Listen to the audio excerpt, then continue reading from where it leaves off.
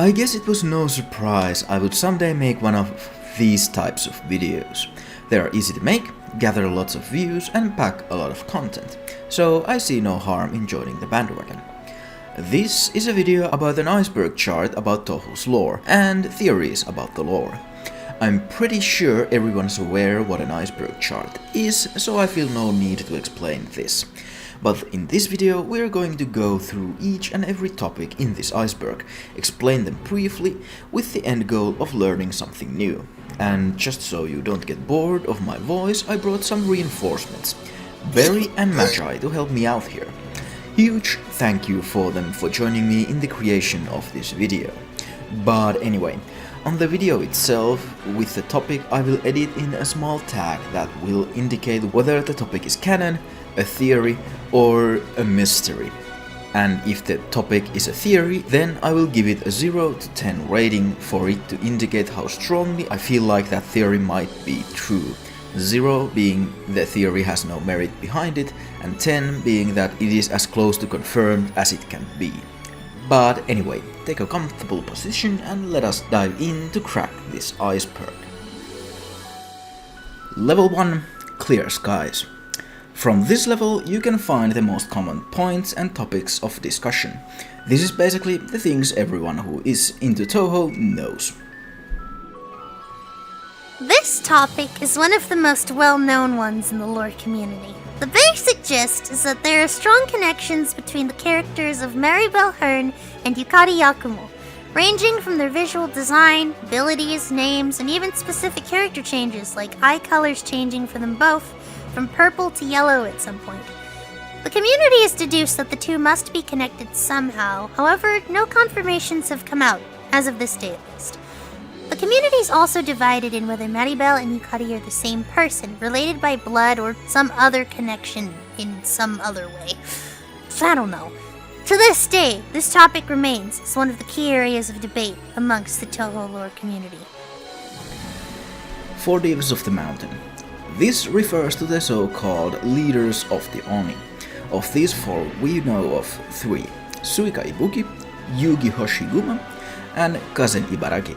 The 4th member of this group is yet to be revealed. It is also unclear whether the 4 divas are the leaders of all Oni, counting in also the ones who work in the different planes of hell. Kazen used to be one of these Oni, so it is possible that the influence of the 4 divas encompasses these Oni as well.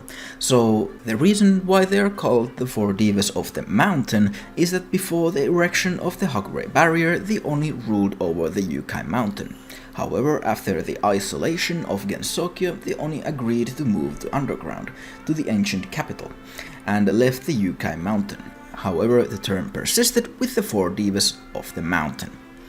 Junko's backstory. If you remember the plot of Legacy, it started with Gensokyo being invaded by bloody moon rabbits. Why, you may ask? Let me explain. Junko, the final boss of the game, instigated the event of the game. You see, her son was killed by some dude named Yi, who is Chungai's husband. Take note of that name, very important. Yi shot down multiple sons, leaving one alone.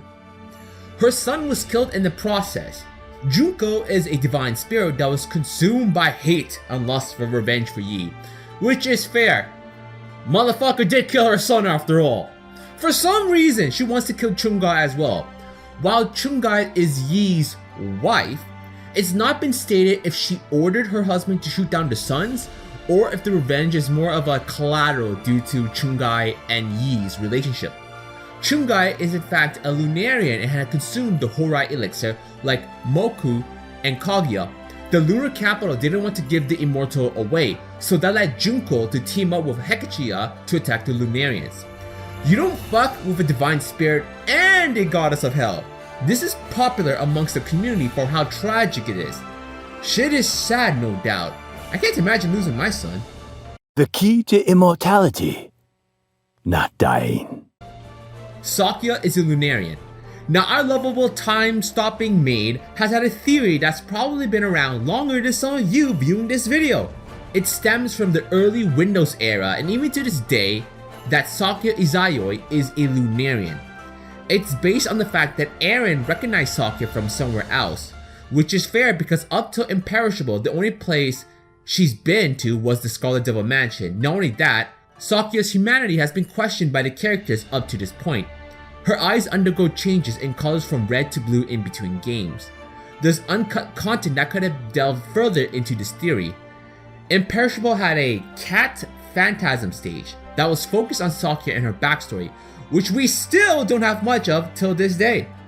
Due to all these points, fans still speculate Sakya could be a fugitive Lunarian like Kaguya and Eren. At this point, she could be Ronald McDonald's daughter, and I'd be happy. I just want some concrete info about Sakya's backstory. PC98 Canonicity. If you've been around in the Touhou scene, you may have noticed that people have always split the games into the PC98 and Windows era. There's a good reason for that, as the canonicity of the games have been questioned since Imperishable and Phantasmagoria. There's two camps to this. One believes PC98 never happened, while other believes it's canon. Two characters who originated from the PC98 era are Alice and Yuka, though their designs did change in the Windows era, similar to Reimu and Marissa. Between the two eras, there was a lot of events that happened that we didn't see, read, nor heard about. However, according to our old god, aka Zune, he stated that the PC98 canon is a thing. To some degree. We should not take the event of PC98 as 100%, but some stuff did happen, like the bloody existence of Yuka and Alice. You can't pass that shit off at this point. Anything that happened in PC98 that doesn't contradict what we know in the Windows era could be considered canon. I swear, if you ever did bring back another PC98 character, I might just return to videos full time. Kongara is an Oni. This topic has seen some debate, and it's often agreed upon that Kongara, the second final boss of the first Touhou game, is an Oni. This has been deduced from the apparent horn on their head and the sake dish, similar to the one Yugi has in her hand. Some people have gone as far as to suggest that Kongara would be the fourth member of the four devas of the mountain. There's also the fact that the name of the character can unofficially be written the same way as Fudo Myoo, a character from Buddhist mythology that's often depicted as a violent character that burns away everything and often wields a sword. Fudo Myoo is also often depicted with two attendants, Kongara Doji and Seitaka Doji. However, the character is mostly forgotten with the rest of the PC98 area, so we'll most likely never get an answer to this one. The Gensokyo Sages. The Gensokyo Sages are an elusive group with relatively little information on them, considering how big of a plot point they are. The sages are basically the founders of Gensokyo. How many sages there are is unknown, but we know three: Yukari Yakumo, Kasen Ibaraki, and Okina Matara. It is also unknown whether the term sage holds some responsibilities behind it or if it's just an honorary title. The only sage we do know to actually have responsibilities is Okina, who's referred to as the guardian of the barrier. However, since Yukari and Kasen don't have any clear responsibilities as sages, even though they often involve themselves in the matters of Gensokyo, we're left with no clear answers to whether sage is just a title or an occupation. Sanae is a half-god. Sanae being a half-god is a widely known fact, which is a result of her being a descendant of Suako. It is said that Sanae basically has the benefits of both humans and gods, meaning that she gains power from faith, but she isn't dependent on it like a normal god would be. Should she lose all faith in her, she would revert back to being a normal human until she would become worshipped again. However, despite this, Sanae is rarely treated as a god, and is more often treated as just the priestess of the Moriya Shrine. Moku and Kaguya's backstory. If you didn't know, Moku and Kaguya are fine with ripping each other to shreds. The perks of immortality, and there's a good reason for that. They have a really fleshed out backstory, well, as fleshed out for Touhou standards anyway. Moku and Kaguya's backstory is a modified version of the story of the flight of the bamboo cutter. We also get extra info about Moku and Kaguya's backstory through works like Cajun Lunatic Runegate, Perfect Memento, and Eat Above the Moon and Eat Above the Earth. Their internal beef with one another has made it popular amongst the fan. Ex-Rumia. This is a really old and popular fan theory. When it was confirmed that the ornament tied to Rumia's hair was actually an Ofuda charm, the same which Reimu for an example uses to exterminate Yukai, and that it is an active one meaning Rumia cannot take it off, people started to speculate whether it inhibits Rumia's abilities.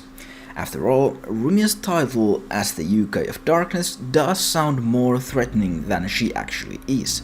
Some depict Rumia without her charm as this super powerful and evil being, while others take a bit more toned down take on it. Nevertheless, this is one of the oldest fan theories spawned by the Windows era. Aku's age. This is more of a meme in the community, but a common topic of discussion nevertheless. In its simplicity, Aku is a child of Miare, a being reincarnated into the Hiera family every 120 to 180 years. Every child of Miare has the memories of the last ones. This is an ancient arrangement she has with the Yama. However, downside to this is that every child of Miare will die usually before the age of 30, and rarely live beyond that. That being said, canonically, Aku is at the moment 27 years old, meaning that she should be dying pretty soon. However, we have seen no indication of this happening anytime soon, as she has yet to start her multi-year preparation that she should have started to ensure her reincarnation. This, topped with the fact that Zun is not fan of killing off his characters, have left the people discussing whether Zun will kill Aku at all. And this is a fair discussion to be had, since Zun had said that his characters don't really age in his world. The time and the events progress. It is the year 2021 in Gensokyo, the same time as it is for us. However, his characters always stay the same age.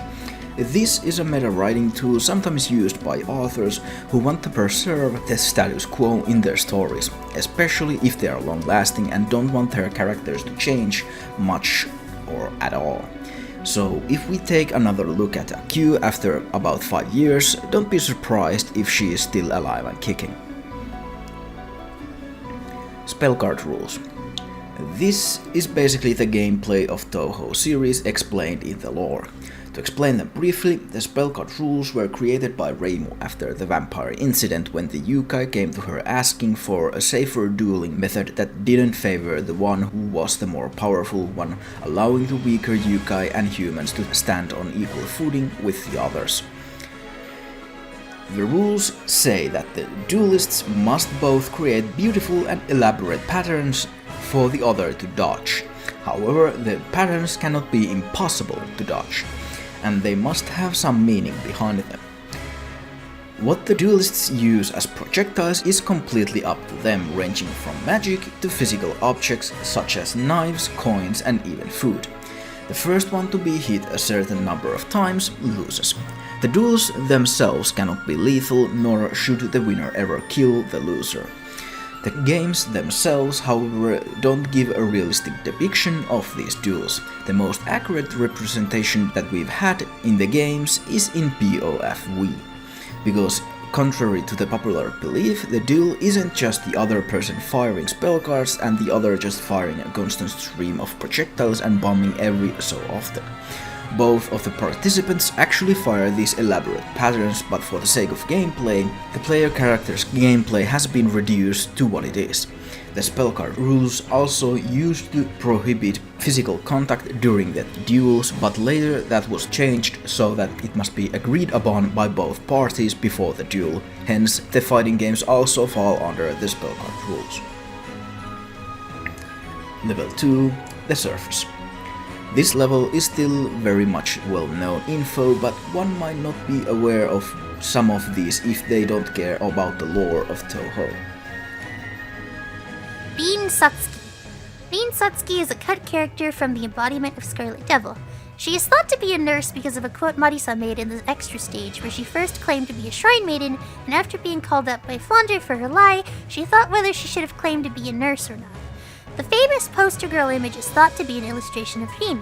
Some people also have theorized that Rin could have been a Kirin, a type of yokai, but ultimately as she was cut, she's not canon. Despite this, Rin's become really popular in fan material because of her mysterious nature. Marissa has the first occult ball. This fact is something I forgot and I'm glad I can visit on. So good old Marissa, the kleptomania that she is, stole something very important. This item is so important that it caused the events of Urban Legend and Limbo, Legacy of Lunatic Kingdom, Antinomy of Common Flowers, and indirectly Violet Detector. Holy shit! It's like the Moria conspiracy all over again. Except Marissa caused this one. So in Legacy's good ending with Marissa, it showed her holding the original occult bow that she stole from the lunar capital during the events of the game. It was created in the capital so they could use it to transport to Gensokyo during the time when Hekichiya, Junko, Clown Piece, and the rest of the fairies were attacking it. Yukari knows that the specific ball is powerful. No shit! Considering it jump-started 3.5 games. Genso Luna Wars. There's a thing called the Genso Luna Wars, and right off the bat, I bet you weren't expecting those two words in the same sentence.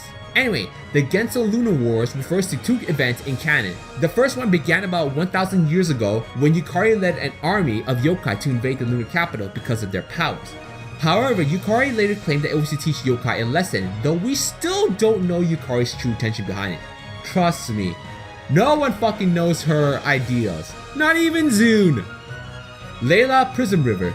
Now there's a character you may not be familiar with, but is still important as they're involved with the creation of 3 lovable musicians. Layla Prism River is in a sense the creator of the Prism River sisters. The 3 poltergeists from PCB are not Layla's actual sisters, but ghosts created by her in the image of her previous sisters. Their father obtained an item from Gensokyo and an incident occurred from it. Sadly, the 4 sisters were orphaned and split off. Layla stayed back in the mansion as she held many memories in it. The item gave Layla the power to create poltergeists as mentioned, and the 4 of them vanished to Gensokyo. Layla and her 3 human sisters died later on, but the 3 poltergeists still remain as evident from PCB. This is a bittersweet story as Layla was able to remain with her sisters in a sense, all the way to her death. Marisa created Narumi. This is a fan theory that turned into canon. When Hidden Star in 4 Seasons was released, people were quick to point out the possible connections between Narumi and a quote from Marisa in Imperishable Night, where she talked about putting straw hats onto Jizo statues, referring to a folktale where Jizo statues came to life when they were given straw hats. People thought that the same thing had happened with Narumi, and she is that statue Marisa had put a hat onto. After all, she's a Jizo statue who became a magician. And, would you know it, in an interview Zune did confirm that Narumi in fact really is the result of what Marisa was talking about in Imperishable Night. Jeez, talk about a long wait for a payoff. The Tale of the 8 Honest Men. This refers to the stories released together with the C62 version of Dolls in Pseudo Paradise. The story is really out there, it's really convoluted, hard to follow, and most importantly, uncharacteristically dark. Ha! It's almost like Zune knows how to write. The story follows, as the name suggests, 8 men that are spirited into Gensokyo.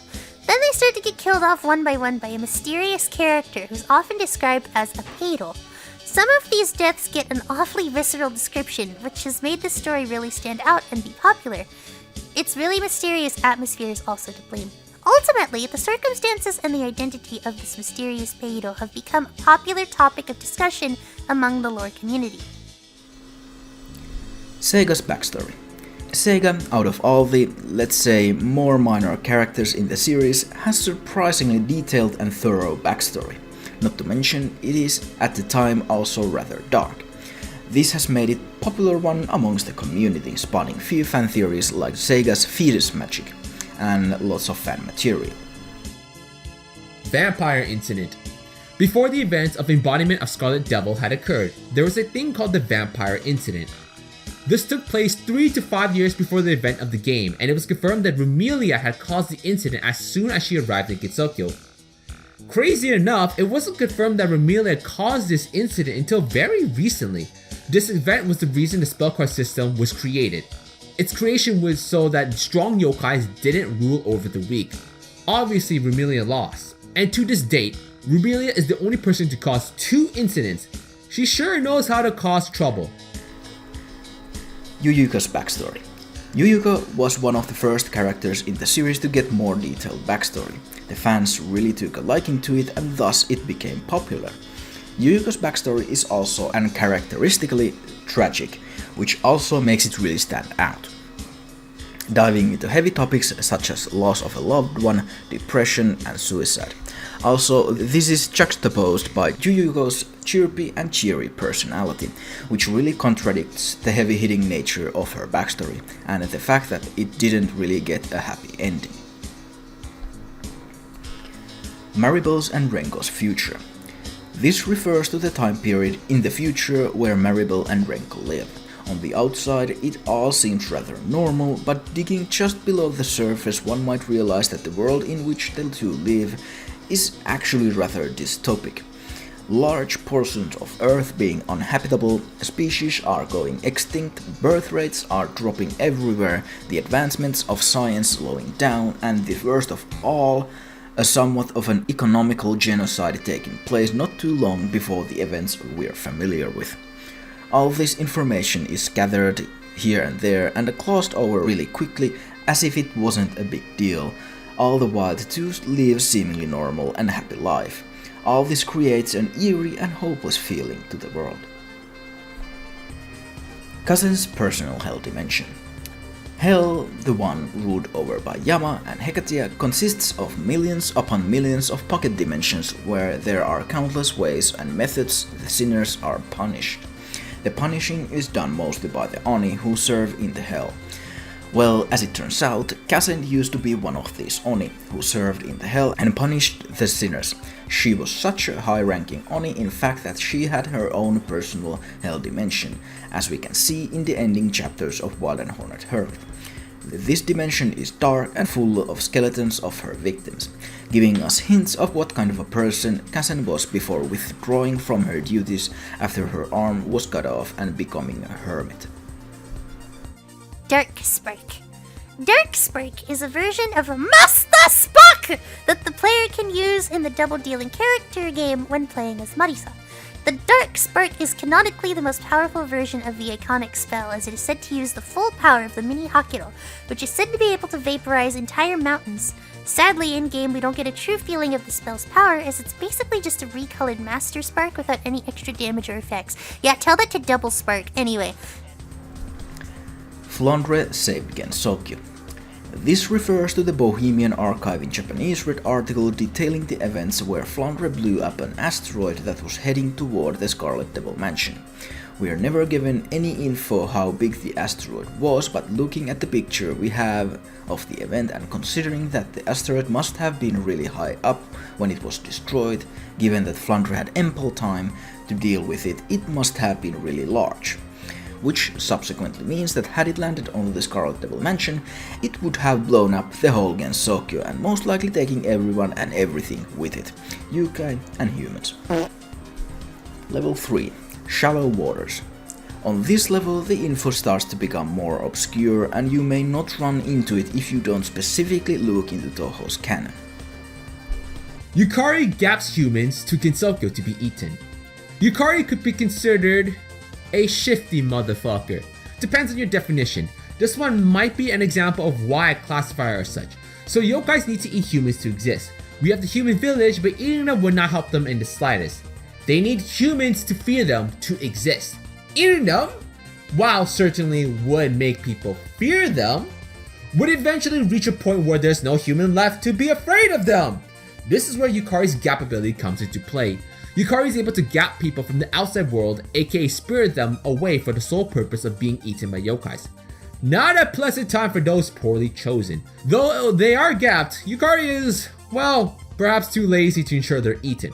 Instead, those spirited away can either go to the human village or go to the Hakare shrine. Those are your safe bets. When arriving at the shrine, they are presented with two options. They can either return home or stay in the human village. It's been recorded that both options have occurred, so just in case Yukari fucks you by sending you to Gensokyo, you know what you need to do. All the dimensions. So in Touhou, there's a lot of dimensions and pocket realms during the years. With over 20 years of games, mangas, and that like, it's not surprising. We have the classic Gensokyo, lunar capital with the busted Lunarians, good old heaven, hell, and the netherworld. Cause you know, one hell wasn't enough. We then have 3 different dream worlds, which I totally forgot. There's also the animal realm. And if that wasn't enough, we can't forget the PC98 era, as that shit added more realms and worlds and we never explored it ever again. The current era has not added too much new dimensions, but never counted off. Sariel. This topic refers in its simplicity to the uncharacteristic nature of Sariel in Touhou's canon. She for one, is the only character directly taken from the Abrahamic religions and is the first boss ever in the series to have more than one face. This, together with the canon of Abrahamic religions, have made her a fan favorite in the highly responsive to prayers, and many people regard her/him as the true final boss of the first Touhou game. Dragon God. The Dragon God is an elusive character in Touhou's lore. Not much is known about him, but all that we do know comes from the 1885, the creation of Gensokyo, which was the last time he is ever seen. We don't know how powerful, important or influential he is, but based on the fact that he showed up for the creation of Hakurei Barrier, people have figured that he must be super important. Some even think he is one of the sages of Gensokyo. However, we have no idea where he went after the creation of the Hakurei Barrier or what he does now. Even the one other actual dragon we saw in the series, the evil dragon from Forbidden Scrollery, gave us nothing on the Dragon God himself. At the moment it is up to Zun whether he ever wants to expand on his legend or not. Moko and Yuyuko are related. This is a fan theory based on the fact that Yuyuko as a character is based on the daughter of Saigoi Hoshi. And if this is more than just being based on a character, meaning if Yuyuko is the daughter in Touhou canon as well, that would make Yuyuko and Moko distant relatives. Origins of Lunarians. So aside from being stupidly OP, Lunarians have always had a humanoid appearance. But given that they live in the Bloody Moon, you would think that they would be different in terms of biology. Well, that would be overthinking it. All Lunarians are just humans that have been cleansed themselves of impurity and just stopped aging. Some dude named Lord Tsukiyomi achieved this by learning that the world is built on probabilities. It meant that there was a chance for him and his relatives to ascend to the Pure Lands of the moon. To beat the odds, he teleported himself and his relatives to the moon. Doing so severed the impurity they had from Earth and became Lunarians. Hey, when in doubt, teleporting always works! Theory of Sakyo being a Lunarian is disproven. Funny enough, we were just talking about Sakyo being a Lunarian. As many fan theories, the popularity of it can vary. However, this one was popular enough that it was addressed by Zun himself. In an interview about Sakyo's species, Zun confirmed that she was not a Lunarian, and that ends the discussion. Perhaps that answer could have changed if Zun had finished the Phantasm level in Imperishable, but we'll never know. Kizume. This point is very much similar to the point about Sariel. Despite her small role in the series, Kizume has received some considerable time in the spotlight, mainly in the form of one Bunbunmaru article. In 1984, Aya posted an article that kids had found a skeletal remains from a dried up well. According to the kids, a Tsurube Otoshi Yukai, who was in the illustration shown to be Kizume, crawled out from the well and threw the bones at the children. No conclusive explanation for this was ever brought up. The well was later then filled with dirt by an unknown individual. Torifune! Torifune Space Station is an orbital microhabitation launched onto the Earth's orbit in hopes of breeding new forms of life capable of withstanding Earth's ever more hostile climate during the time of Maribel and Rankle. However, there apparently was a malfunction in the space station which led to its abandonment. The space station's emergency protocols then guided it to the gravitational zero zone between the Earth and the Moon, where it stays come the events of Trojan Green Asteroid. However, for unknown reasons, the life on the space station survived and evolved, forming a self-sustaining microhabitat. We don't know much about what kind of life dwells there, except for one creature, described to be a chimera. The incident of Antinomy of Common Flowers had a lot to do with the dream world. Basically, every time a perfect possession was committed, the person who was possessed was pushed into the dream world, whereas the dream world counterpart of that person was pushed out. Well, it is possible that Shin Miyomaru got inadvertently swapped with her dream world counterpart during the events of Antinomy of Common Flowers, and is now trapped in the dream world while her dream world counterpart roams free. This theory was spawned when the two were in Gensokyo at the time and managed to swap places without Tenchi noticing during Shin Miyomaru's route in that game. Furthermore, Shin Miyomaru's personality seemed to shift drastically after the game, as she went straight back to teaming up with Seiya in the events of Grimoire of Usami. Just a couple of games earlier in Impossible Spellcard, Shin Miyomaru was hunting Seiya down, but now she acts as if nothing had happened and is all up for endangering humans who were following the fireworks festival. The Oni in the Scroll. This refers to the mysterious Oni in the scroll that possessed Kosuzu near the end of Forbidden Scrollery. This Oni was a really peculiar one though, because even if it never appeared in person, and the only thing it did was possess Kosuzu, we know quite a lot about it. For one, we know it to be an Ushi Oni, an Oni with a bull's head and a body of a spider, or at least that's how it's depicted in the folklore. The Oni also possesses the ability to gather and utilize the strength of the Tsukumogami, as is suggested by it being trapped in the Night Parade Scroll of 100 Demons. There's also the peculiar detail that Mamizo seems to know the identity of said Oni, or at least that's what we're left to assume when she comes to possession of the scroll. Sadly, we don't know more as the Oni was sealed back into the scroll briefly after it possessed Kosuzu. Mima was supposed to be in CDs. Oh god. This is a theory that spawned a little bit before the original version of Cheating Detective Satori was discontinued. In its simplicity, the theory suggests that the Jailbreak King, as the evil spirit behind the incident of Cheating Detective Satori was called, is actually Mima, who is finally making her return. There were a couple of honestly good arguments to be made, the culprit being an evil spirit, the Jailbreak King nickname possibly being a reference to how many times Mima was sealed and escaped, and the fact that the culprit apparently held animosity toward the Hakude Shrine and people related to it, not to mention that it used Marisa as its vessel multiple times. That being said, however, we might never know whether Mima would have made a return or not. Sorry, Max Mani. Even though a continuation of the series was confirmed, it came as a soft reboot, redoing everything from Chapter 4 onward. We don't know how much the reboot will differ from the original, and we'll never know how much the reboot will differ from the original draft Sun had in mind, but who knows? We might still get Mima. IN Phantasm and Sakya's lost backstory.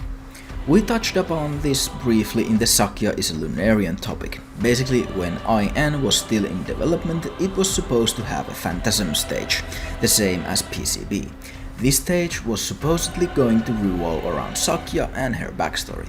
However, due to time constraints, the level had to be cut. This obviously sparked a lot of speculation, namely the theory that Sakya is a Lunarian. That being said, however, the fact is that we might never know what Zun actually had planned for Sakya, since nothing regarding her backstory has come out since. Whatever he might have planned is most likely scrapped now, and we'll never know what it was. Especially when we take into consideration that originally IN was supposed to be the final game of the series, and the Phantasm stage probably somewhat of a farewell. However, as the series was continued due to its popularity, it is possible that the plans Zun had no longer fit into the series after its continuation. Level 4, the main body of the iceberg.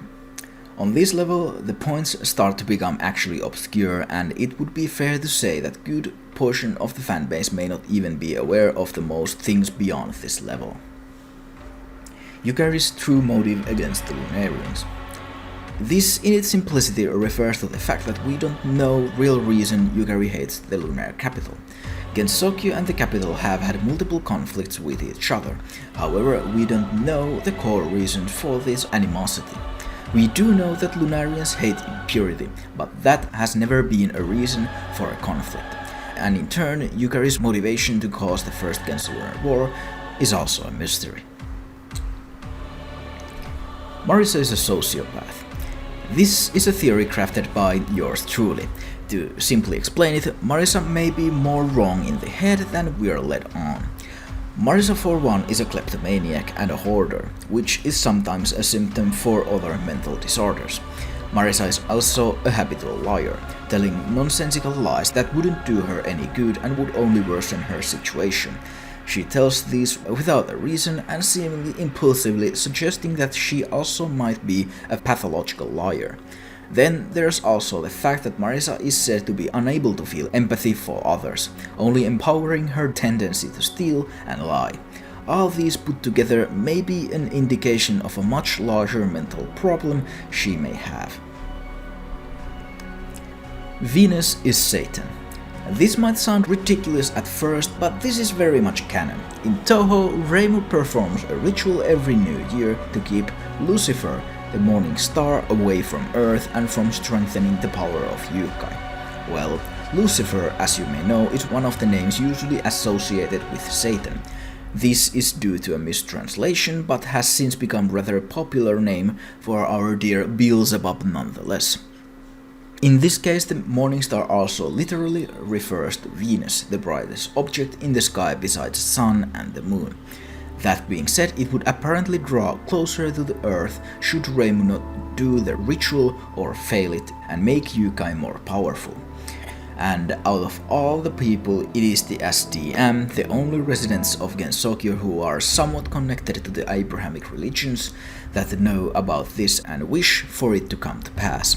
So basically, Venus is Satan, and SDM might be full of Satan worshippers subsequently. Reimu's parents. So with all the characters in the series, we want to know more about their backstory. With Reimu being the main character, more knowledge about her would be better. One thing we've wanted to know was her parents. When it comes to information from canon, we have very little, if anything, about them. As of now, we only have one line referring to them, and that's even debatable! In Wild and Horn Hermit, Reimu says this line: "There are two things that disappear when you need them the most, parents and daylight." It's never been confirmed if that line was referring to her own parents, but the community has widely accepted it as hinting as Reimu being an orphan. If that wasn't enough, we don't even know whether Reimu's parents were involved with the Hakurei Berri at all.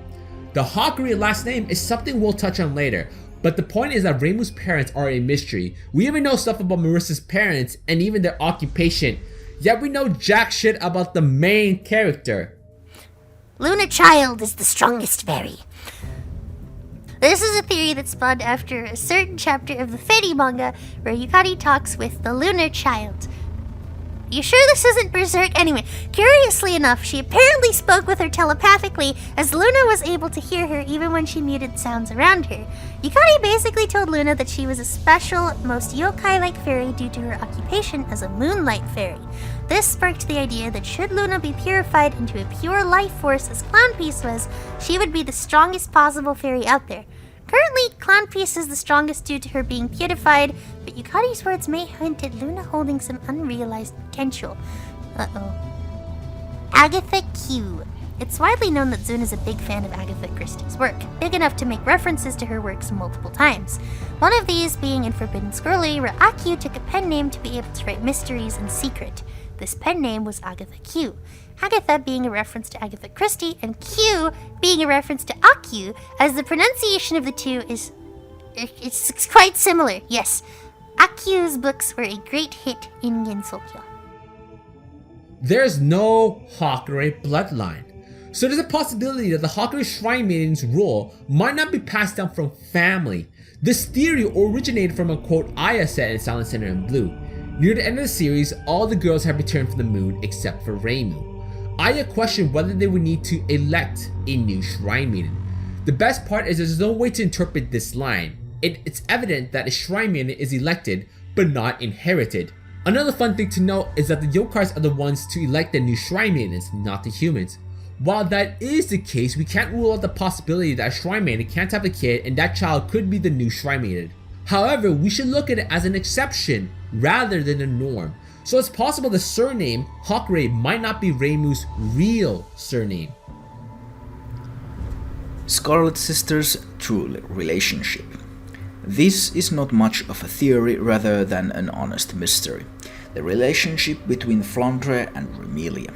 Officially, their relationship has been described as friendly, but from the few interactions we've seen from the two, we get an opposite idea. In the article where it's told how Flandre destroyed the meteor, there's an interview from Flandre. In that interview, Flandre talks rather dismissively about her sister, basically saying that Remelia thinks of her as a much bigger deal than she actually is. And when Remelia interrupts the scene, Flandre's tone changes immediately to a more respectful one. On top of that, in Grimoire of Uzami near the end, where the two perform one spell card together, Marisa can be seen commenting on it, doubting whether the relationship between the two has always been so good as to perform together. So clearly, we as the readers aren't the only ones who have noticed the cracks in their relationship. Even the in-universe characters seem to doubt it. Okina planning a new lunar invasion. So in the Grimoire of Usami, there was a juicy interaction between Okina, Junko, and Hekichiya. Okina invited the two lunar invaders to Kinsokyo to demonstrate their power during a firework festival. Okina was having the time of her life during the performance. When breaking of the moon was mentioned, Okina commented, looking forward to the next time. You gotta admit, that's one hell of a line. It implies that a third lunar invasion could occur in the future. At the moment, however, we don't know what her intentions are or what she could gain from teaming with these two powerhouses. Either way, it would be an awesome team up. Crisis in Hell. So Eiki and Hekichiya have lines that suggest that time at Hell is not at all peachy. Shocker, I know. Hekichiya mentions that Hell was going to go through some heavy changes. In Visionary Fairies and Shrine, Hekichiya was planning on using the stone cherries to affect the changes in Hell, but it never went through as the incident was resolved. So right now we don't know what or if those changes will occur due to the lack of info pertaining to Hekichiya's Hell. So in Wily Beasts and Weakest Creatures, we were hoping that it would shed light into info about Hell, but it was just about the animal realm instead. And Gyoyoku Iban was set in former Hell, and the aftermath of Wily was in Hekichiya's Hell. So it might be a while before we know what crazy changes occur in Hell. Maribel and Renko are 10,000 years or more into the future. A theory that's based on probably just an honest mistake, but one that exists nonetheless. This theory states that Maribel and Renko's future is not so near to the future as we may have believed. In one of the CD booklets, it's mentioned that Mount Fuji has been declared extinct. Yet, scientifically, a volcano can only be declared extinct once it hasn't erupted in 10,000 years. Fuji last erupted in 1707, so according to this theory, Renko and Maribel must be roughly 11,707 years into the future. At least. Honestly, it's not really a credible theory based on what was most likely just a mistake in printing. Sakuya is an idiot. Sakuya is known to be a rather capable character, but intelligence has never really been her strong point. The two main examples of this come from SSIB, where she opened the window of the rocket when they were in space because the ventilation inside was bad, not realizing that there is no air outside the rocket. The other example came from Unconnected Marketeers, where in stage 4 of Sakuya's route, when urged to turn back by Misumaru because there's no breathable air further in the cave, Sakuya responds by simply asking, "What is oxygen?" seemingly not understanding Misumaru's point. Medicine's attempted genocide. Medicine Melancholy is one of the most hostile yokai when it comes to humans. She in fact hates them with burning passion. This went apparently once so far that Medicine attempted to spread her poison to the human village. This however luckily failed due to her being really not that powerful nor experienced when it comes to yokai in general. Level 5, the Midnight Zone. Beyond this point, the points become either so obscure and / or so minuscule that one just wouldn't notice or pay mind to them should they not specifically look for them. Most of the fanbase is either unknowing or uncaring of anything beyond. The ultimate goal of yokai. The ultimate goal of yokai is a peculiar line once mentioned in Wild and Horned Hermit, where Kasen and Yukari had a conversation between just the two of them. This conversation revolved mostly around Yukari allowing Renko to come and go as she pleased into Gensokyo and back in the matter of Zashiki Warashi. However, at the end of the conversation, Kasen utters a peculiar line after learning that the Zashiki Warashi act almost like spies in the outside world. So could it be that the ultimate goal of yokai is to... ellipses. But before she can finish that thought, Yukari interrupts her and we never get to know what she was going to say. But given that Yukari interrupted her, Kasen had a correct idea, whatever that might have been. Marissa is a body snatcher. So this theory was composed by OVJM, so I'm really curious to let you guys hear this, especially since it's about my main gal. So OV theorizes that Marissa is a body snatcher. Why? Well, it's because Homegirl is way too smart and strong when it comes to her age. Granted, we don't know how old she is, but you know, Age is never an easy thing to track in Touhou. The knowledge is sus. Because for a human who doesn't appear to be over 30 or something, she was able of creating a functional immortality potion, and the only flaw it had was that it wasn't condensed enough for her to consume. I was not wary of that. Hot shit. The only one who created an immortality potion is Aaron, who, I might add, is probably millions of years old. So Ovi thought that Marissa switches between bodies. It would explain why she's had a different appearance from the PC98 and Windows era. It also explains why she looked so young despite being super busted in power. I gotta admit, I like this theory. Lunarians created Yukai. This is a very strong theory that is almost as good as confirmed, but the details are still shady. The theory is pretty self-explanatory, that Lunarians created Yukai. We even have direct quotes leaning toward it. One coming from Kaguya saying Yukai were created by Lunarians from humans to quote, regulate Earth's filth. Other comes from Yukari, who says that the Yukai were created by the dim light of the moon. So references are clearly there, but like I said, we don't know the details, so make from it what you will. Yukari is the Hakurei god.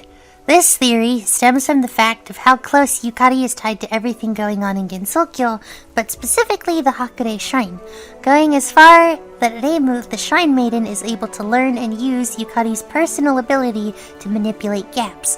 There's also the fact that Yukari is a really mysterious character both in and out of universe, with many people doubting what exactly she is.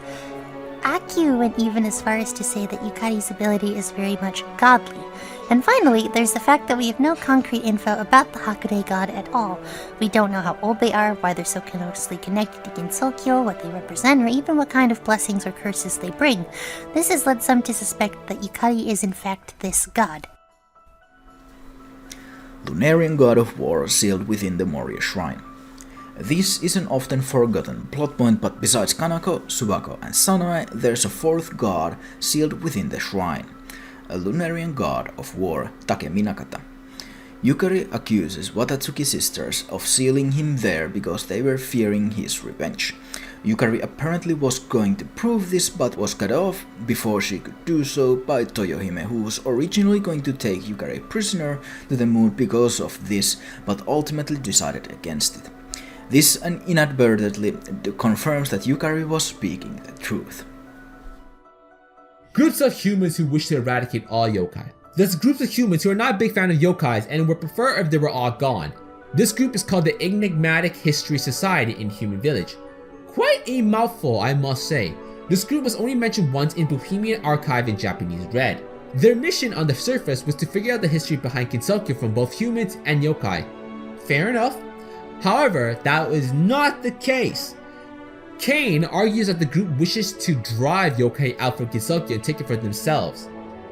Not gonna go well, if I might add. The yokais don't see this group as a threat, and more of a misguided bunch, and choose to take a spectator role. They can't be too relevant if they don't need to take actions on them. The group often wanders out from the village and heads to the yokai hotspot to do whatever bloody shit they do. Not surprisingly, this led to deaths for those leaving the safety of the village. To note, the article was created about a year before the events of EOSD, so we don't know if the group is still around or not. Alice is the Pierrot. This is a theory referring to the story of dolls in Pseudo Paradise's story of the 8 men that got spirited into Gensokyo and were killed by a mysterious entity known simply as the Pierrot. The theory simply states that Alice is this killer. There have been many candidates for who the Pierrot actually was, but Alice seems to be the most popular pick for the culprit. For one, Alice is a human become Yukai, and in the story there may be a short segment told by the perspective of the killer where they say they stopped being a human come the events of the story. There also seems to be some references to Alice's ability to control dolls, plus Alice's defeat portrait in SWR seems to be referencing the ending of the story as well. There's also the fact that Zun has claimed that Alice is a special character to the series, but we've never learned what he meant by this. Some have speculated that this would refer at Alice being the culprit of the DIPP story. and it being the story how she became a yokai. Maribel can travel in time. This is a fact, yet some people seem to think it is a theory, but I guarantee this is canon fact. Maribel is known to be having a really similar ability to that of Yukari's, but apparently Maribel can take it a step further and travel in time. You see, in Perfect Memento in strict sense, page 158, we get this short exchange about the strange note that was found from the bamboo forest of the Lost several hundred years ago. This note is in the possession of Akyu, and the note talks how the writer doesn't seem to know where they are, think they are dreaming, and concludes it by saying that I'll tell Renko about it when I wake up. Yeah, it's clear that this is Maribel, and it seems that in Changeability of Strange Dream, Maribel describes one of these time-traveling journeys she's had through her dreams to Renko. This, however, seems to be about a different trip she had, as in Changeability she refers to STM that only appeared in Gensokyo during 90s, while the note that was found was several hundred years old. Maribel herself seemed to even somewhat realize that she is time traveling in the note she wrote. Aya stopped Alice's murder trial. Good old Alice was doing some shady shit in the past. In Bohemian, Aya published an article about strange straw dolls nailed to the tree, and there was an interview with Alice and a picture of the puppeteer doing the deed. Weird, I know, but there's a reason for it. Turns out this is an actual murder ritual form from Japanese folklore. The ritual required a person to go out during the night and nail straw dolls to trees around shrines at 3 a.m.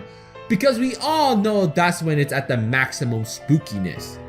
The person would do this for several nights, and the doll represented the person the caster wanted dead. Once the ritual is completed, the cursed person is dead as fuck. The only way to stop this diabolical ritual was to catch the perpetrator in the act. Thankfully, Aya stopped it from happening, though accidentally. Alice tried to explain her satanic shit, and Aya bought it as she wasn't familiar with the ritual. At this point, we don't know who Alice wanted dead, though I kinda want to know who pissed her off that badly. Was it Marissa because she stole her precious stain? We may never know. The Lunarians are inbred. This is a theory that literally means what it is, and it's credible when you think about it. When Lord Tsukiyomi went to the moon, he took his relatives with him. Just his relatives with him. So, that being said, if the Lunarians have had any children since arriving to the moon, we might be looking at a new case of Habsburg's disease. Only Akyu knows yokai cannot hurt humans. It's a well-known fact that the yokai of Gensokyo cannot hurt or eat the humans of Gensokyo. This is to keep the village safe, to ensure the existence of yokai, as they depend on the belief and fear humans have towards them. This means that the humans, of course, do not know that the yokai cannot hurt them, to keep them fearing them. That being said, you'd think that Marisa and Reimu would know that the yokai aren't a real threat, but that doesn't seem to be the case, as Reimu for one has made numerous statements during the runtime of the franchise that what she and Marisa do is a life-threatening occupation, so even she thinks that yokai are a real threat. This doesn't seem to apply to Akyu though, as in Forbidden Scrollery, when Kosuzu started to doubt whether yokai were actually evil and should be feared, Akyu became really aggressive and told her that yokai are the enemies of humans and that is a fact that cannot and must not be challenged.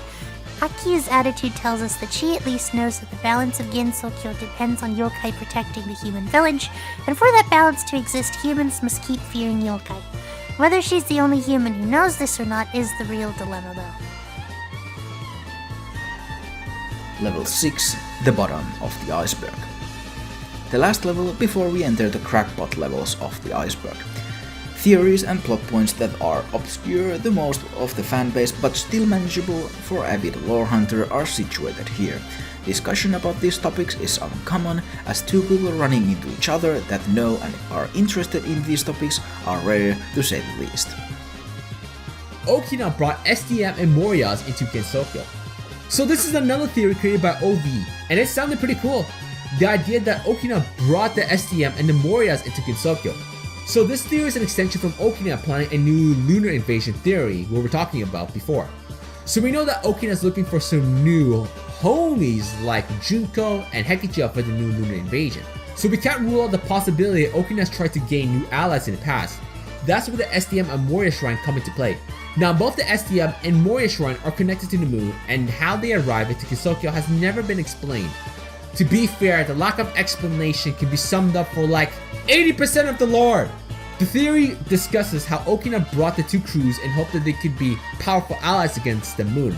With the SDM, we would have Flandre and Rumelia, who are both vampires mind you, gain their power from the moon and can easily be persuaded to invade it, just like Silent Sinner. The Morias are more obvious with the God of War being sealed in there, who possibly holds animosity towards the capital, and the capital being afraid of it. I gotta admit, the combo duo of the two crews would have been cool to see. Lumia is a yokai of light.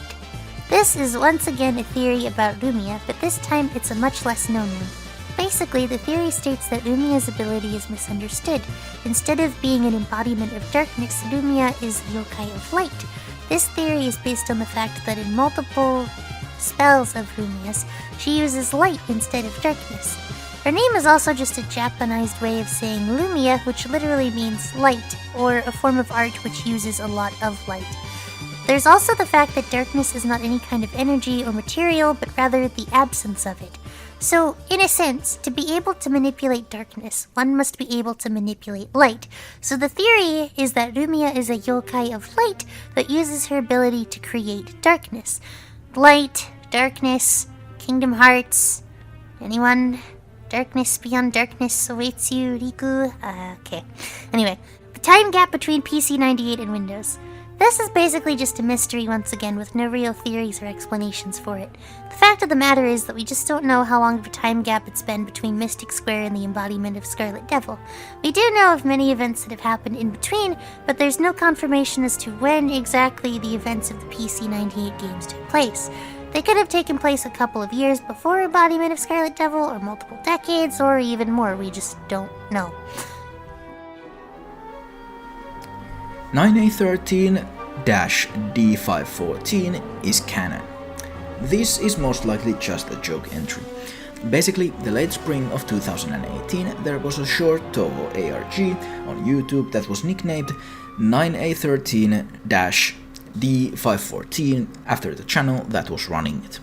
The ARG revolved around Rin Satsuki.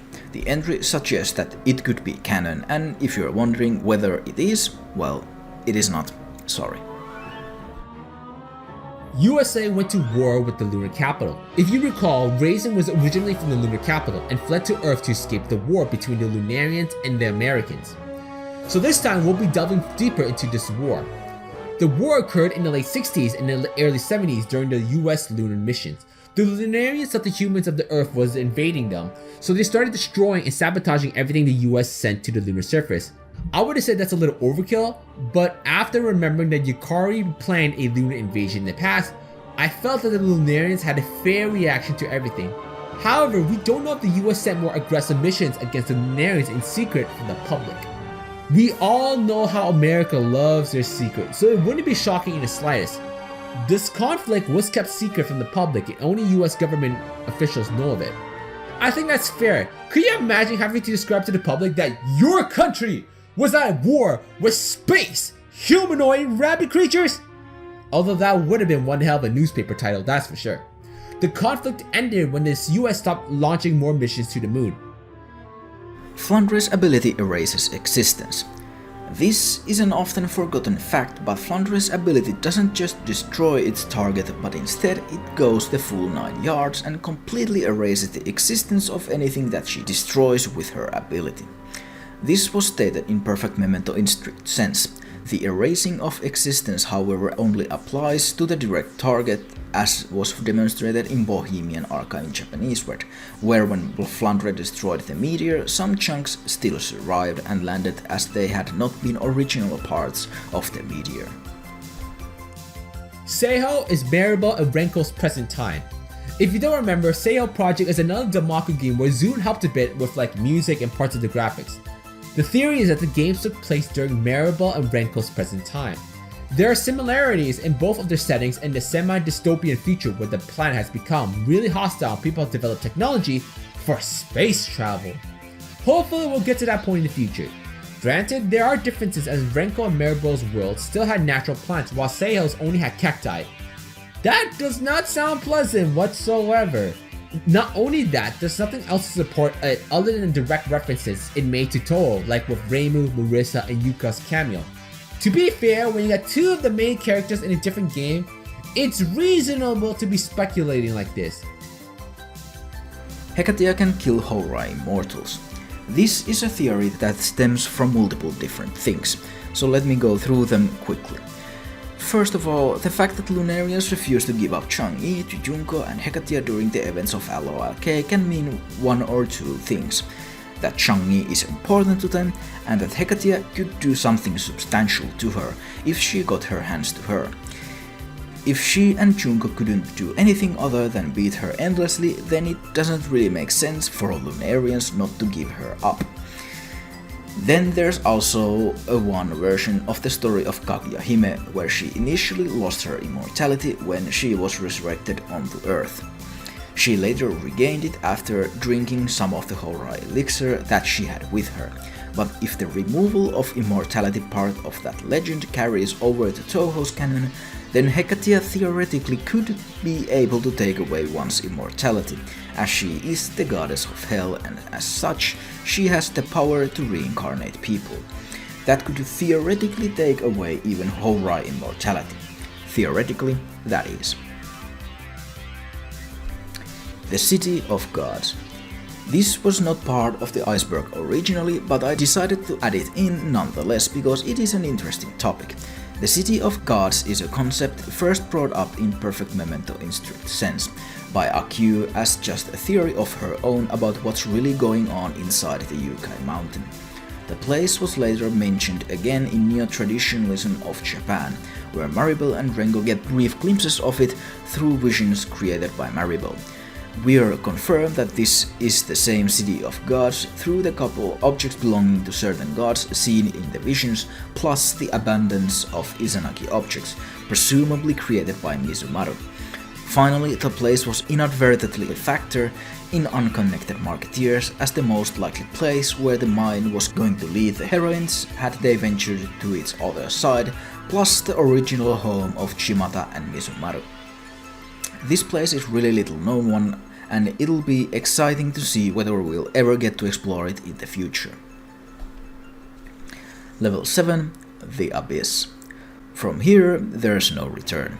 To understand these topics, one gotta take a good whiff and research them on their own, as discussion on these topics basically doesn't exist, and if it does, it's between the crackheads of the lore community.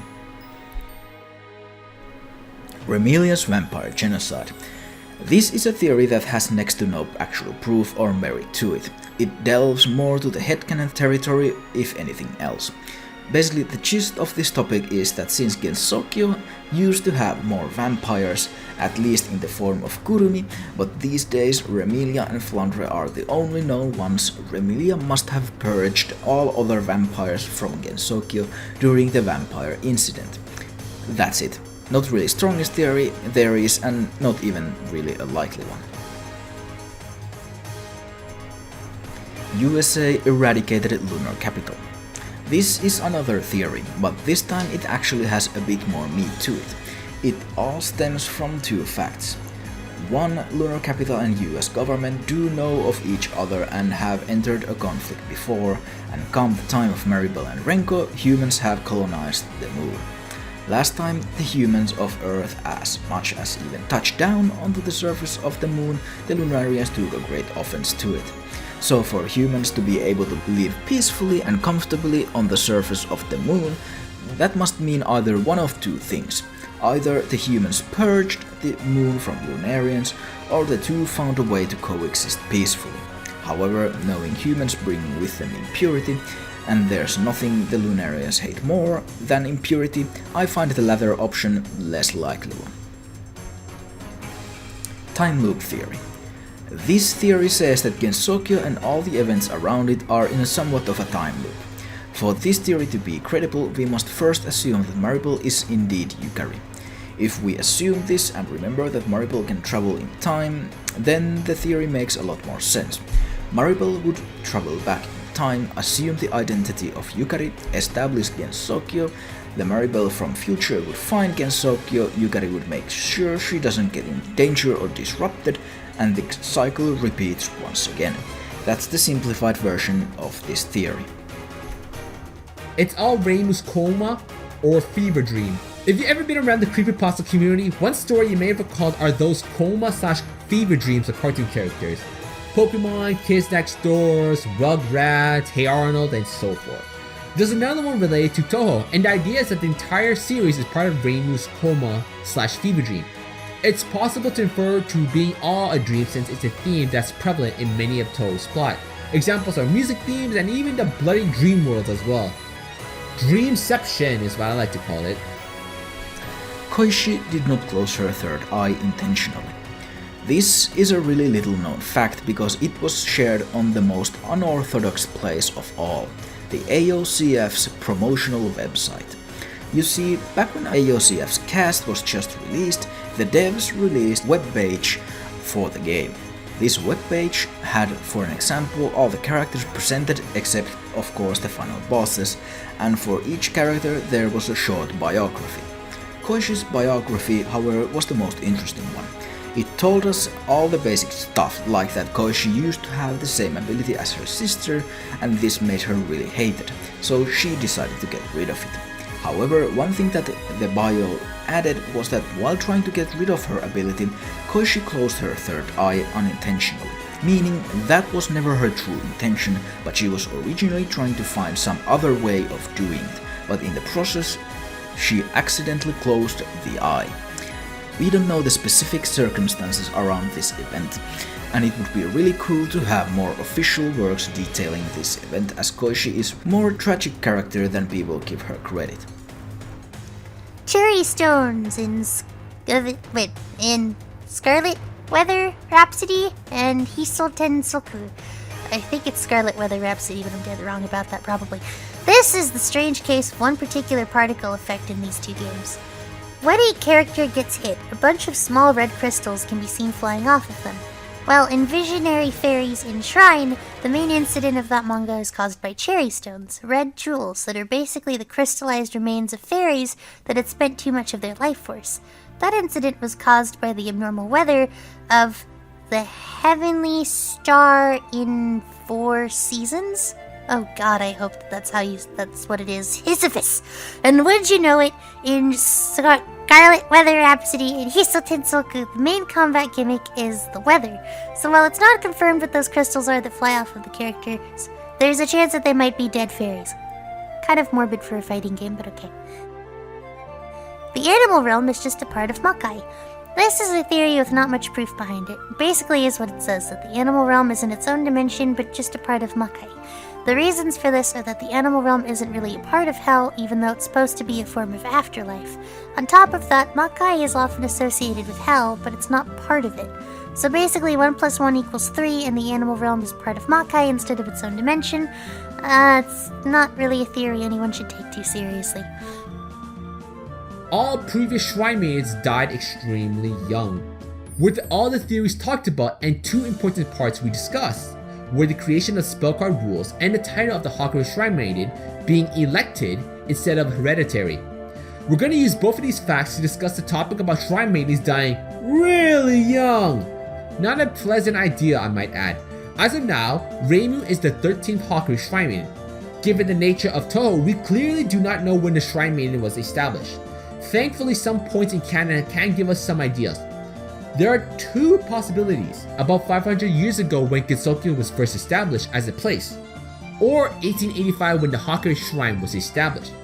Even if the shrine was made 500 years ago, the average life expectancy of a Shrine Maiden is only 38 years old. Not very old. And if it was established during 1885, with Reimu being the 13th Shrine Maiden, well, you can imagine there would be a lot of dead Shrine Maidens at this point. To note, 1885 was the first time the word Hakurai was brought up, and that's when the barrier was erected, to which we know the Hakurai Shrine is heavily tied. So 1885 is our best guess of when the shrine was created. We also learned the spellcard rules was created during the late 90s, which was to prevent great harm to people and yokai. so there's a high chance that many of the shrine maidens before Reimu had a high chance of losing their life during the job, and that shit ain't fun. Yokais are like fish. So there's a theory that yokais could be equated to fish in some sense, at least in the societal structure and the gender divide. Let's be real. In Touhou, yokais, humans, aliens, and everything in between are girls. Dudes are almost a myth, as the only prominent one is Renosuke. We do know that some of the yokais reproduce the same as humans. This theory suggests that yokai societies have similar structure as fish populations, with male being a lot shorter lived and usually weaker than females. I did not know about that regarding fishes. That is good to know. Still, that doesn't explain everything, since we still have male yokais in position of power like those in the Tengu society. So take that with a grain of salt. Hell used to be a pleasant place. There's a very little known fact, but upon its creation, Hell was basically just a lounging room for spirits to wait for reincarnation, like the Netherworld. It's even described as pleasant. However, over the years, as the amount of sinners grew, Hell started to warp into the state it's in. Sinners needed to be punished, and so it became a place for punishment before reincarnation, but sometimes forever. Level 8, The Void. This is the bottom. Only a real raid boss level crackhead lore enthusiast can reach it. And if one manages to reach this level, one can only ask, was it really worth it? Once you're here, there's no going back.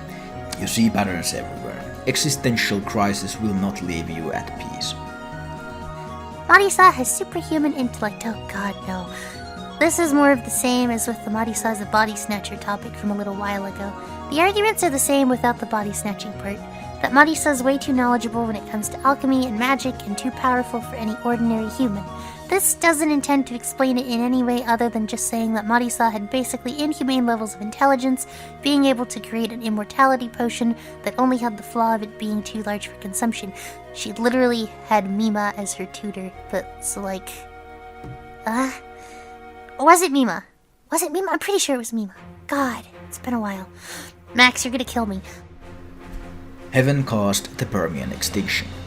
This goes back to the creation myths of Touhou's universe, but as weird as it sounds, Heaven indeed did cause the Permian extinction, or at least some other extinction event around the same time, or rather the creation of Heaven caused it. You see, Heaven was created a couple 100 million years ago when the keystone was pulled from the Earth, which subsequently killed near all life on Earth. However, it is also said that there are currently no one who would have been around to witness it happen. Lake of Blood in Windows Canon. Most of you probably know the Lake of Blood is a location from Touhou 4, Lotus Land Story, a PC 98 game. However, did you know that the Lake of Blood is also mentioned in Windows Canon? It's unclear whether the two are the same Lakes of Blood, because in PC 98 it was situated on the mountains behind the shrine, but in Windows Canon the lake is physically located in Hell. The Lake of Blood was mentioned in an interview between Hekatia and Clownpiece in Alternative Facts in Eastern Utopia. Gensokyo is doomed to fall. This is a theory based on the point that Maribel can time travel. According to all we know, she's only visited the Gensokyo of the past, and it's brought up a question, what about the Gensokyo of the present? Maribel should technically be able to visit it as easily as any other place, so the fact that she hasn't gives birth to the theory that Gensokyo may not exist anymore during the time of Maribel and Renko, and that's why Maribel can only visit it in the past. Renko is Chungai, so this theory is a very juicy one. This one only works if we assume Yukari is marriable, a theory that fans have been behind on for a long time. If that is the case, the question will be what happened to Renko. This theory uses Chungai as an explanation. We know that Yukari has beef with the Lunarians due to the first invasion and the events in Silent Sinner. However, Yukari isn't a big fan of Hekichiya and Junko, even though their goals against the Lunarians align, if only on the surface. As was stated in the video, Hekichiya and Junko mainly want to kill Chungai, and they would care less about the Lunarians if they weren't stopping the two from getting their revenge. This theory suggests that Yukari hates all three because they're after Chungai. If Yukari is marriable, it would be a hot take to say Chungai is in fact Renko. My homie has a detailed explanation about this theory on his channel, which you should check out after this video. Gensokyo is a fascist society. The points are starting to get rather spicy, as this one proposes the idea that Gensokyo is pretty much built on the idea of fascism, which, with the humans locked up in their little village as the source of sustenance for all the groups of yokai, fighting amongst each other for superiority. And well, on paper it sounds rather convincing, but give it any proper inspection and the claim pretty much falls apart. Even though the world of Gensokyo has periodically some darker themes, the world is still very much playful and lighthearted. Too lighthearted to have these kinds of themes. Mugengan was the original hell and Yuka its ruler. This theory is basically an extension of the points about hell being a pleasant place in the past and the Lake of Blood in Windows canon. Basically starting with the Lake of Blood and what's Mugengan. In LLS, Mugengan was the place where you traveled to fight Yuka after going through the Lake of Blood.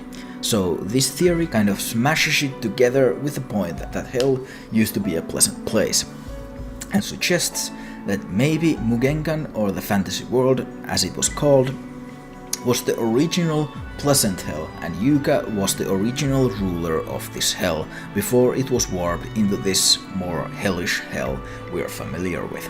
The fact that the Lake of Blood acts as Mugengan's gateway is pretty much the only thing keeping this theory afloat, since the Lake of Blood is in Windows canon said to reside in actual hell these days. But as always, you make of this what you will. Hieda no Are and Moko's father are the same person and actually female. This is a more complicated topic, but I hope to manage to explain it well enough. The first part is the theory made by Kunio Yanagita, and it says that Hieda no Are, the actual historical person, is female, and the other theory that Hieda no Are and Fujiwara no Fujito, Moko's father, are the same person is the doing of Umehara Takeshi. And what this theory does is that it combines the two and says that Fujiwara no Fujito and Hieda no Are are the same exact person and actually a woman. If that were to be the case, then that would put the events of Moko's early childhood into a whole new perspective and shuffle up family trees quite nicely. And knowing what Zun did to Toyosato Mimi no Miko, I wouldn't even be surprised if it turned out to be the way this theory proposes. That they're the same person. And a woman. Yes. Touhou theories are weird, okay? I don't know, you can just... If Nasu can make King Arthur into a woman, then why can't Zun make Hieda no Are a woman? I don't know. To live and die is to be impure. So this theory will tackle about the impurity the Lunarians are not a big fan of. To sum it up, impurity is one's will and desire to live. In Silent Sinner, we see Yuko and Yomu being undetected by the Lunarians, demonstrating that ghosts are not impure. Impurity embodied as the constant fight for survival that's constantly occurring between the species of Earth. Survival of the fittest, bitch! One can argue impurity started with single-celled organisms that started to eat and kill each other to survive. Don't forget that impurity isn't something that ends with death, and it's in fact the opposite, that death is not the end of the cycle.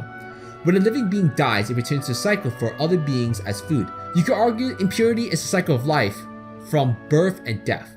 The most impure thing to the Lunarians are immortals, as their immortality represents the fear of death and will to live, both of which are the source of their impurity. Lunarians do not like that at all. They're not a fan of the Hora elixir, as that means the immortals live in a never-ending constancy. The Lunarians don't age, reproduce, or die. That's the stuff they're giving up to be pure. Now I'll leave it up to you to decide which route is better, being pure or impure. But anyway, that was finally the whole Touhou lore and theory iceberg covered, in as much detail as the scope of this video allowed. Huge thank you for Magi and Berri for joining me in explaining this chart. They made the creation of this video so much more easier, and I hope it also made the experience as a whole more enjoyable for you, the viewer, too. If you want to show them some love, the links for their channels can be found from the description. But to not drag this video any more than it needs, I, Berri and Magi, I'll bid you farewell. We hope that you enjoyed it yourselves, and we will see you again in the next videos. I mean, I don't know, like... Touhou lore be whack.